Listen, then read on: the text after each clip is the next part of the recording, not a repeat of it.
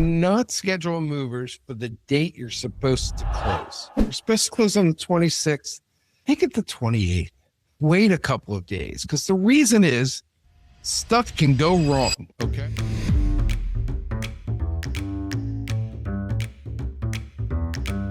This week in We Fixed Real Estate, Fred Glick and Drew Hendricks figuring out what people don't usually talk about. Yeah, we're thinking about what to do on this podcast, and it came to my mind that I always work in a certain way. I don't play golf anymore, but if you play golf out there, you're going to know what I'm talking about. If the pin is on the right side, you want to hit your tee shot on the left side, so you have a better chance of getting close to the pin. So then you tee off from the right side, so it gets to the left side, and the left side close to the pin, and you make birdie. That's my same way with. There you go. Same way with anything in a project management situation, which is what we do for our listings, by the way. We call it project management because it is. You work backwards into things. So you're thinking about buying a house. You know nothing. You're starting from scratch. And you start getting things like find out from people like me that you need a fully underwritten mortgage pre-approval. So you get that done. You're ready to go. You get instructions on how to see houses at open houses and private showings, what to look for, how to AI the inspections and learn all about this. And, I'm here to help you as a guide with all that. But then you get under contract and you do all the things that you got to do. But then there's a lot of things that are going to happen once the escrow closes. So let's talk backward. First of all, you're going to have to move. Usually the case. So the first thing I want to tell you is do not schedule movers for the date you're supposed to close. You're supposed to close on the 26th. Make it the 28th. Wait a couple of days, because the reason is stuff can go wrong, okay? Some guy forgot to sign some form and he can't get it to the next day, and they can't start the funding until they have the debt. There's crazy stuff that happens. Just realize that it might happen. So schedule your movers at least 2 days after closing. That's real important. You also want to schedule the changing over of the utilities kind of at the last minute when you know you're going to close. So we're going to close on the 26th and everything's going good. On the 25th is when you contact the utility company to change everything over to your name. Remember, what we do is we send out a form to the listing agent and give them all these questions about stuff like this: who the utilities are with, the contact information, who you can get internet from, cable, which you can probably Google, but it's just nice to know what they know. Trash day. What day do you have to put out the trash cans? Things you didn't know before, but you got to know. And I asked them things like who's the landscaper that you use, who's the local handyman, a bunch of stuff like that, just so you have these people that are familiar with the house ready to go. You don't have to use them 100%, but it's just nice to know who these people are. Now, when it comes to movers, we don't get involved with that because that's your personal thing between you and the mover. But, you're going to shop around. And this is for a lot of things. We do it for inspections, but you can use it for things like movers. Use something called TaskRabbit or TaskRabbit.com, Thumbtack.com.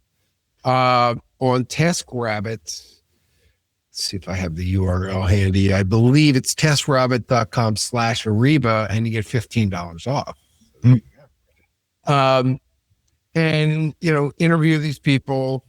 Obviously, if you can see online, Google reviews, not their own reviews. I never use reviews that are on anybody's site that's not cited from Google, that you can't get from an independent third party. They could just make them up. But the movers are important. Changing over your mail. You can do it online. You can do it at the post office. If you have businesses that go to your address, you need to move the addresses to the new address. Go to the post office, because there's different things you have to do. You have to give them a credit card for like $1. It's all crazy, but investigate that, because that might have changed since the last time I did it. but don't forget to do that.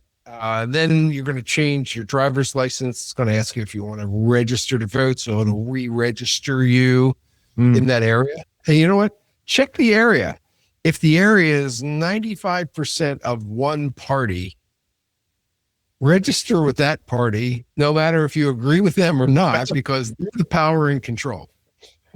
In the general election, you can vote for anybody you want, or in California, register independent so you get no junk mail. That's another way of doing it. So you got that. Cable, obviously, you got to set that up in advance and get the number of days and find out about the boxes. Internet, same thing. Don't have them send the box to the house 10 days before you get to the house, especially if nobody's at the house. Ask them if you can pick it up or to send it to you at your old address, just so you have it, you can take it with you. So again, it matters who you use, and the details are with them. But I saw, and this is a sideline, in Los Angeles, what's the name of the company? It begins with an S. Can't think of it. Simple. I can't remember, but anyway, they're tearing up the streets and putting fiber down. Oh, wow. Yeah. Also check for fiber. I just got fiber in my neighborhood and immediately. Oh, yeah. It's good. Yeah. So fiber's coming more and more. So check on that. God, I can't remember the name of this company.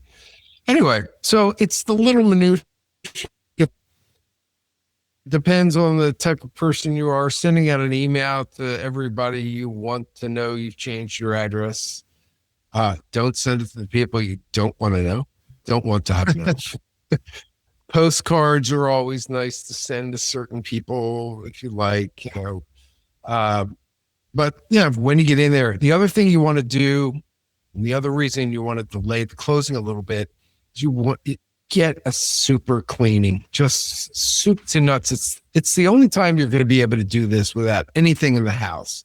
Just get it, just walls mopped, everything. Just make it as clean as possible. Move the refrigerator, clean back the refrigerator. Get a real total cleaning done, either by yourself or hire somebody or a combination of both. And then put things down. Make sure everything's clean before you put it in the house. Keep an eye on the movers. Like, I was talking to a client of mine. She said the movers were walking on the rug, bringing stuff out. And she said to them, why don't you roll the rug up first? These guys are not the brightest.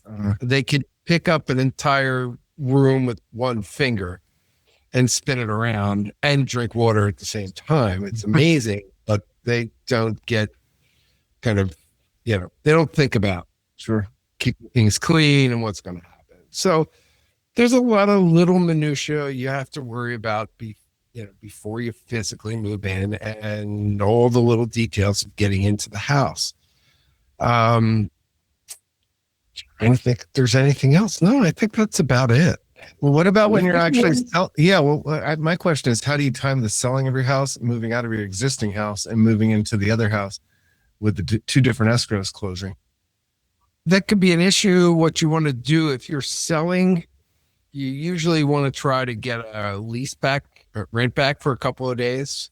So you have to figure that out with your agent or agents if you have two different ones for buy and sell, so that it's going to work for you. So you're going to have a little extra time. California's pretty easy to get a couple extra days. It's pretty normal. Back east where there's, I've been used to people closing at 10 a.m. and buying the new house at 2 p.m. and having the trucks, sitting there waiting to move into the new house. So it's kind of normal. A good story I have about that.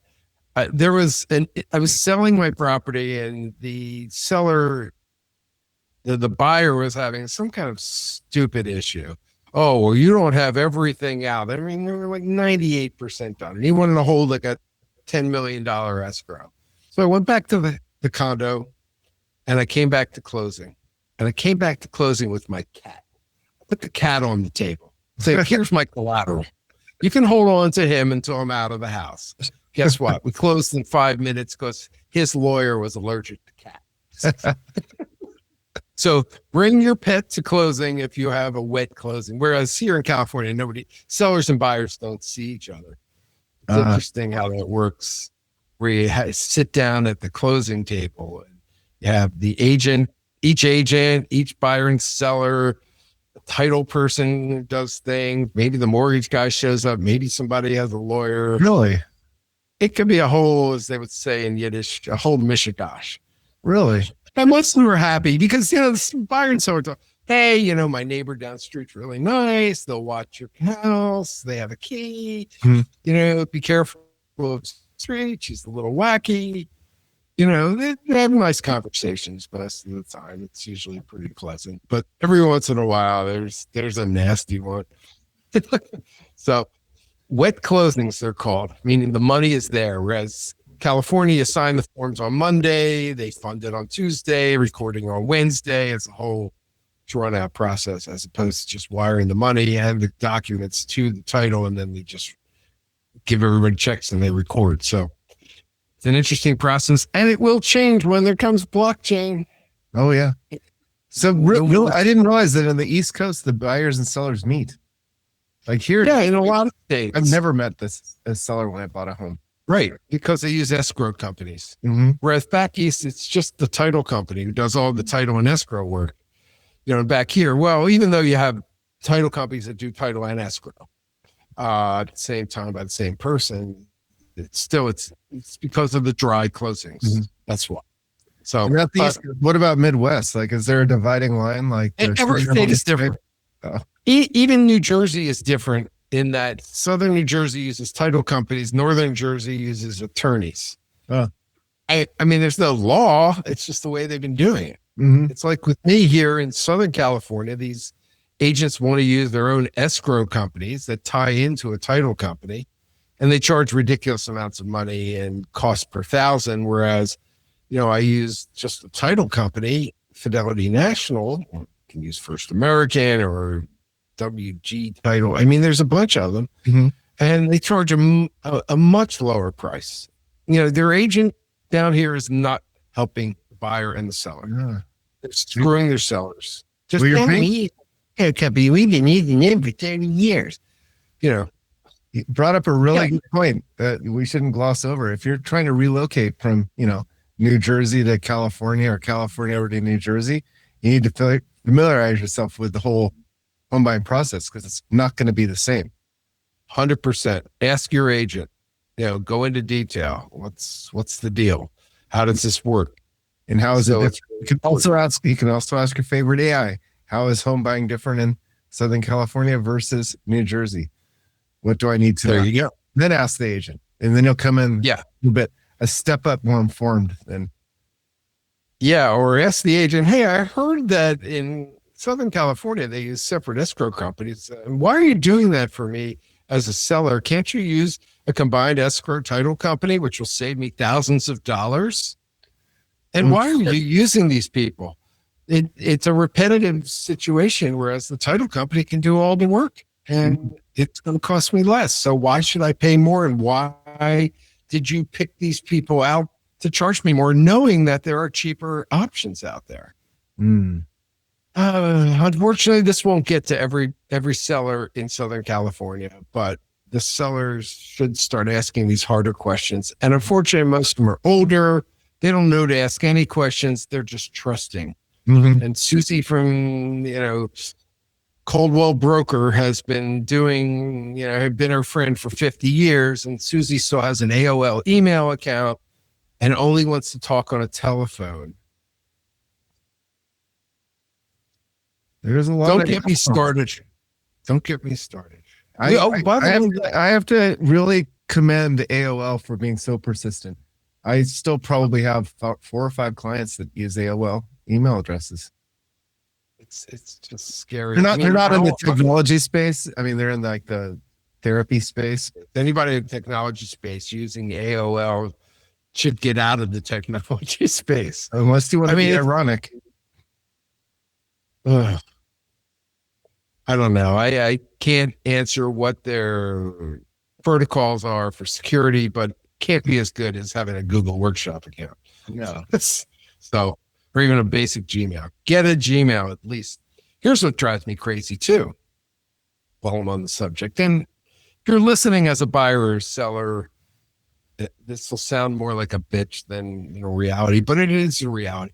Real estate agents who work for a company, take our company, Arrivva. I give everybody an email address. It costs me $12 a month. Mm-hmm. But this way, all the corporate email is in there. It is by law that you have to keep every single communication between anybody that has to do with a transaction. And if you're using your Gmail account, Susie Q Realtor at gmail.com, and you work for Compass 27 or somebody, and you leave and you go to Coldwell Broker, and there's some problem with a deal that Susie was involved in, and Susie, I delete my Gmail. It's like, no, lady, it's against the law. You can't do that. You can't delete the emails. So they have no control. So all these, especially the big companies, they don't care. They just let everybody use Gmail, AOL, whatever. It's amazing. But it's unprofessional too. That's another question a smart seller should ask. What's your email address? And if they don't give you their corporate email, think about that. Why aren't they doing it? What game are they playing? How hard is this to do? So I'm bitching again about the minutia, but they kind of meet things. They really do. And it all adds up. Well, that minutia is one of those sure tail lines that you're not dealing with someone that has the technology or the skill set. They may be a people person. You don't need a people person, as we've all seen. I'm just joking. You need someone that knows the details and can actually do project manage through the transaction. It's like I'm looking. Well, I became carless about 2 weeks ago. So I've been living in LA without a car. Oh, I thought you were going to say I was living in LA in a car. There's a lot of people doing that too. So I've had some Waymo interesting experiences, and I've gotten some free Waymos because of it. So that's been fun. It's nice to have Waymo. And my God, if you're a woman, please, if there's Waymos available, take a Waymo, not an Uber or a Lyft. Yeah. Oh my God, there's no creeps. Anyway, so I start looking for cars, and got to call these stupid car dealers, and they all have the same format of their websites. Only you can't ask them a question. You can only give them your contact info. And then you get just the same person. I don't care who they are. They're all trained the same to be, I'm your best friend. Oh, hi. Who do I have the pleasure of speaking to? And hey, are you local? What the frick does that matter? Okay. Oh, we want to get you in here for a test drive. It's like, no, really, is that the way it works? And it's like, I ask questions about warranties or something. Get car dealers, get AI to answer questions about your inventory. It's not hard. Okay. Stop having these salespeople who just annoy people. They're hated. They're absolutely hated. And a friend of mine asked me, who do you hate more, real estate agents or car dealers? I said, you know what? Car dealers still win. They haven't changed what they're doing in 60 years. I'm telling you, it's pathetic. And it's like I said to the guy, like, dude, I don't need to be your best friend. You don't have to ask me all those friendly questions. I just like you to answer the question. If I'm interested, I'll come in, I'll test drive it, I'll make the decision myself. So you don't have to ask, you don't have to go through the script that your sales manager gave you. Just throw it out with me because it's not going to work. I'm not going to give you the forwarding answers that you want me to give from your forwarding questions. God. Okay, guys, everybody, I don't sit here and bitch all day. I get work done, but I'd like to have the things I bitch about. If they could go away, I'd be even more efficient. Oh, yeah. And that's why, let me just announce, if you're calling our main number that you get off the website or got from some site, you're going to get Amy. Amy is our AI receptionist. Now, Amy doesn't know everything yet, but she's going to know. And just make it easy. There's no need to really talk right up front when you just have questions that are answerable by text or email or by an AI. Mhm. So start thinking like that. Everybody, it's going to get more and more like this in your world, and you're just going to have to deal with it. So learn to deal with it. But, you know, Well, like we have right now, Amy can help you schedule a call. Amy can answer questions about buying a home, general questions. So yeah, she's probably quicker than dealing with a customer service representative. Exactly. So I appreciate it. If you really, really, really, really, really think you need to talk to me, Amy can let you know that she will alert me in 2 minutes, because there are no emergencies in real estate. There are only deadlines. Okay. Mhm. You have an emergency, 911. Mhm. Okay. But some people call me and, oh, I have to talk to Fred right now. No, you don't. They're all excitable, or this is the way they've been doing it, or they're just pushy. But then I will text you to Mhm. say, really, what is it that you really want to talk to me about? And then you'll say something, and then I'll say, okay, here's the answer. And then you never have to talk to me. So let's keep talking to people who want to talk with each other. Mhm. And in business, use the AI. That's what Oh, it's yeah. there for. It's here to help. We're only here to help. Here to insist in a lot, making sure that you spend your day having more important conversations. Exactly. So to get realtors to understand this, it'll take a millennium, but Well, we're going to do it anyway. we are doing it. Yep. Yes, we are. Well, Okay. That's enough of We Fixed Real Estate this week.